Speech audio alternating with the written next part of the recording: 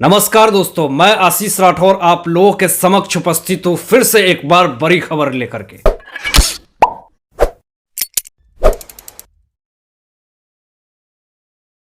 इंटेलिनिया की केस दिन प्रतिदिन उलझती जा रही है। लोग ये सोच रहे हैं कि ये आज नहीं तो कल सुलझ जाएगी, लेकिन इसके पीछे कौन सा बड़ा आका है, कौन लोगों के कहने पे ये सारी चीजें हुई हैं और इसमें कितने सारे बड़े लोग आए हैं। और आपको बता दें कि और भी आज बहुत बड़ी बड़ी खबरी और बहुत बड़े बड़े खुलासे हुए हैं जो आज मैं आपको इस वीडियो में बताने वाला हूं। लेकिन उससे पहले आपको बता दूं कि सचिन वाजे की जो परेशानी है, जो मुश्किलें हैं, वो बढ़ती हुई जा रही है। आपको बता दें कि कहीं ना कहीं परमवीर सिंह जो कि पुलिस कमिश्नर थे, वो असिस्टेंट थे सचिन वाजे। तो सवाल यहां पे ये उठता है कि क्या सचिन वाजे अपने मन से ये काम किया जो इसने करा, जो स्कॉर्पियो इंटेलिनिया केस में जो मुकेश अंबानी के घर के नीचे जो गाड़ी लगी थी जिसमें कि जिलेटिन के भरे हुए जो रखे थे विस्फोटक, क्या ये अपने मन से सचिन वाजे ने करा? ये एक बहुत बड़ा सवाल है जो कि सोशल मीडिया पे पूछा जा रहा है।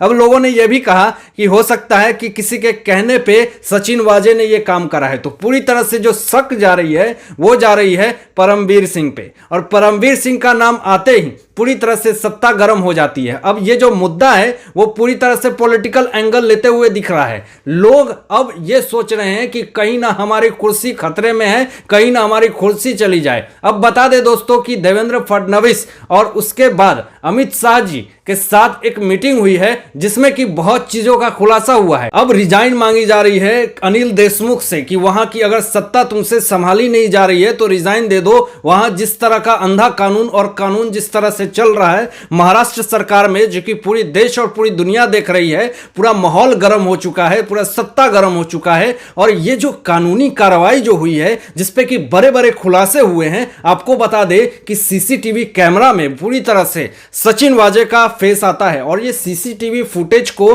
खत्म करने का जो आरोप है वो सचिन वाजे ने ही करा है कि इस फुटेज को खत्म करो। एनआईए की सोर्सेस के हिसाब से जहां पे पार्किंग थी, जो सचिन वाजे की पार्किंग लगी हुई थी, वहां भी एनआईए की टीम इन्वेस्टिगेशन करती है।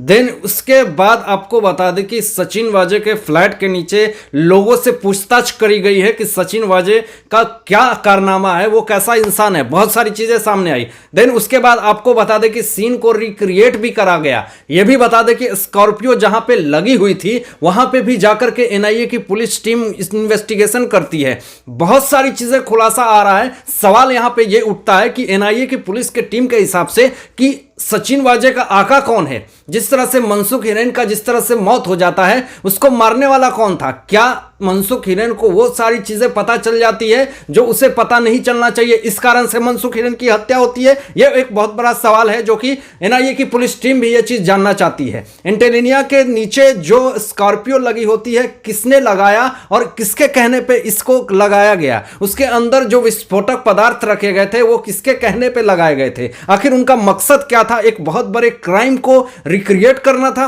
एक बहुत बड़े बिजनेसमैन को साजिश में फंसाना था, एक बहुत बड़ी फिरौती की मांग करनी थी। तो बहुत सारे सवाल जो हैं वो एनआईए की पुलिस के टीम के हिसाब से इस प्रश्न का उत्तर ढूंढना चाह रही है। लेकिन कोई भी सोर्सेस के थ्रू ये सारी बातें जो आ रही हैं, जो कि दिल को दहलाने वाली है और पूरी सत्ता को हिलाने वाली है, जो कि महाराष्ट्र में जो सत्ताएं चल रही हैं, जो लोग अंधाधुंध कानून चला रहे हैं। बता दें आपको दोस्तों कि जो हेमंत नागराले जो कि वहां के पुलिस कमिश्नर जो हुए हैं, उन्होंने साफ कहा है कि मैं फिर से इस सारे इन्वेस्टिगेशन को अपने तरीके से देखूंगा और जिस तरह से महाराष्ट्र सरकार की महिमा, गरिमा और छत्रपति शिवाजी के जन्म स्थान की जिस तरह से वहां पे अवांछनीय लांछनन लगी है, फिर से उन सारे चीजों का मैं फिर से उस गरिमा को ठीक करने की कोशिश करूंगा। और आपको बता दें दोस्तों कि अर्णव गोस्वामी के ऊपर टीआरपी स्कैम, टीआरपी चोर का जिस तरह से ब्लेम और जिस तरह से उनके साथ कॉन्स्पिरेसी हुई है, उसमें भी हेमंत नागराले अपने पूरे ईमानदारी से इन सारे चीजों का खुलासा करेंगे और फिर से महाराष्ट्र पुलिस की जो गरिमा थी उसको बचाने की कोशिश करेंगे। और देन उसके बाद आपको यह भी बता दें कि इंटेलिनिया की केस में जितनी सारी गंदगी और जितनी सारी बुराइयां हुई हैं, उन सारे चीजों को खत्म करने के लिए हेमंत नागराले ने अपने बयान दिए हैं। और हो सकता है कि बहुत अच्छा और बहुत सही तरीके से महाराष्ट्र में एक अच्छी कानून और एक अच्छी व्यवस्था, जिस तरह से धुआंधुंध जहां पे कानून चल रही है, जहां पे कोई आज्ञा का पालन करने वाला नहीं, जहां पे लोग पब्लिक त्राही त्राही कर रही है, लोग अपनी व्यवस्था को लेकर के रो रहे हैं, इन सारे चीजों का जिस तरह से वहां पे भंडाफोड़ हुआ है, और एक भी चीज वहां की जो व्यवस्था है, कानूनी व्यवस्था है, जहां पे राजनीतिक व्यवस्था है, और ऐसे ऐसे लोग अपनी अंधाधुंध बयान जो दे रहे हैं, इस पर से हेमंत नागराले का एक दिल आंसू रोया है और वो कुछ अच्छा के लिए वहां पे सोच रहे हैं। आपको बता दें दोस्तों कि कंगना रनावत की जिस तरह से वहां पे उनके ऑफिस को तोड़ा जाता है और उनके साथ जिस तरह से कॉन्स्पिरेसी की जाती है, तो उस पर से भी हेमंत नागराले ने कहा कि इसकी भी इन्वेस्टिगेशन होगी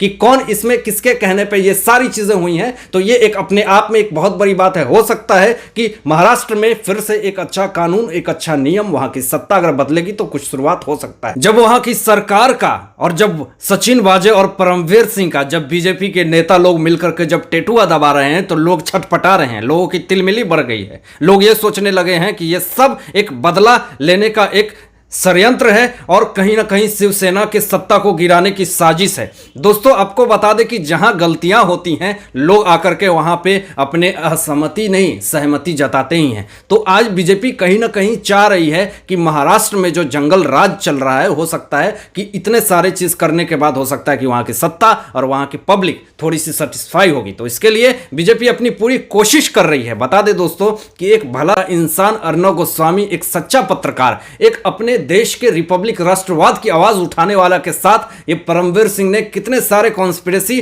टीआरपी चोर स्कैम में इनका नाम दे रखा था, जिसमें कि पूरे लिस्ट में देखा गया तो रिपब्लिक टीवी का नाम ही नहीं होता है, कोई और चैनल का नाम होता है। तो इस पर से अर्णव गोस्वामी ने भी बहुत सारी चीज एलिगेशन लगाए। देन आपको यह बता दें कि अर्णव गोस्वामी की जिस तरह से राष्ट्रवादी आवाज थी, उनकी आवाज को दबाने के लिए वहां पे जितने सारे लोग काम करते थे उनके ऑफिस में, उन सारे लोगों पे एफआईआर कर दी जाती है। लेकिन वो इंसान उस वक्त भी नहीं रुकता है और नहीं थकता है और अपनी आवाज को बुलंद करके देश के आवाज के हित में हमेशा बात करता है, और हमेशा अपने हित में नहीं देश के हित में बात करने वाला अर्णव गोस्वामी के ऊपर ना जाने कितने सारे कॉन्स्पिरेसी चले, ना जाने कितने सारे केसेस चले, लेकिन वो इंसान अभी भी रुका नहीं, थका नहीं, और देश के हित की आवाज बन करके पूरे देश में लोगों में हमेशा अपनी आवाज पहुंचाते लगते। लेकिन कहने का मतलब मेरा यह है कि कहीं ना कहीं इतने सारे चीजों को करने के बाद अर्णव गोस्वामी उस दलदल से तो निकल गए, लेकिन जिसने ये कॉन्स्पिरेसी करी और जिस चीज में केस में उसका नाम था, जिसमें परमवीर सिंह, सचिन वाजे, वो दोनों फंसते हुए नजर आ रहे हैं।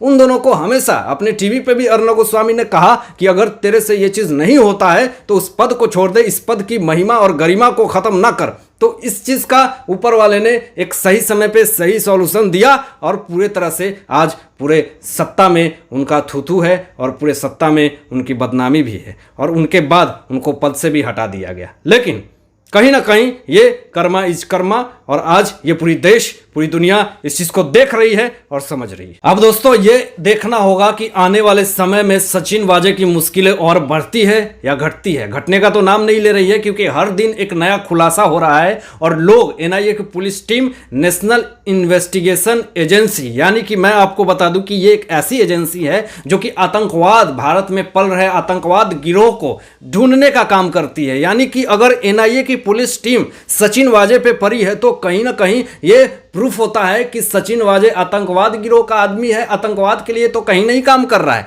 तो क्यों एनआईए की टीम को इनके इन्वेस्टिगेशन में लगाया गया, ये एक अपने आप में बहुत अहम मुद्दा है। तो इस पर आने वाले समय में एक बहुत बड़ा खुलासा होगा, और जैसे जैसे खुलासा होगा मैं आप सबको अपडेट करता रहूंगा। और अभी फिलहाल मुसीबतें उद्धव सरकार को, उसके बाद सचिन वाजे को, और उसके बाद परमवीर सिंह की मुश्किलें, सारे लोगों की मुश्किलें बढ़ती हुई नजर आ रही है। हालांकि इन सारे बातों पे आप लोगों की क्या सोच है, आप लोगों की क्या राय है, अपनी विचार जरूर व्यक्त कीजिएगा कमेंट बॉक्स में। तो आज के लिए बस इतना ही, धन्यवाद।